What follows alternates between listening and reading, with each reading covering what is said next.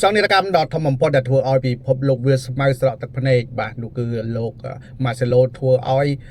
ឡូស៊ីអាណូសាន់ឆេសបាក់ជើងបាទដោយគាត់ជន់ពីលើជើងតែម្ដងស្របពេលដែលកំពុងប្រកួតបាទហើយទង្វើមួយនេះដែរគឺកើតឡើងដោយអចេតនាទេប៉ុន្តែរូបភាពមួយនេះក៏ដូចជាការឈឺចាប់មួយនេះដែរធ្វើឲ្យលោកម៉ាសេឡូឈឺចាប់ជាខ្លាំងក៏ដូចជាកើតទុកជាខ្លាំងដែលធ្វើឲ្យមិត្តរួមអាជីពបាទគ្រោះថ្នាក់ហើយរងរបួសធ្ងន់ធ្ងររបៀបនេះហើយមិត្តរួមអាជីពរបស់គាត់ផងដែរប្រហែលជាមិនអាចបន្តអាជីពការប្រកួតបាល់ទាត់ក៏ដូចជាលេងបាល់ទាត់ទៀតបាននោះទេដោយសារតែគាត់បាក់ជើងខ្លាំងមែនទែនហើយពេលនេះដែរលោកឡូស៊ីអាណូសាន់ឆេសកំពុងតែរក្សាខ្លួនឬក៏ព្យាបាលបាទតែអនាគតទៅគាត់នឹងអាចត្រឡប់មកលេងវិញបានដែរឬក៏យ៉ាងណាបាទហើយសម្រាប់លោកស៊ីអាណូសាន់ឆេសនេះគឺគាត់ទៅតែវ័យ21ឆ្នាំតែប៉ុណ្ណោះគឺរយៈពេលដែលគាត់នៅអាចលេងបន្តបានវែងឆ្ងាយមែនទែនប៉ុន្តែ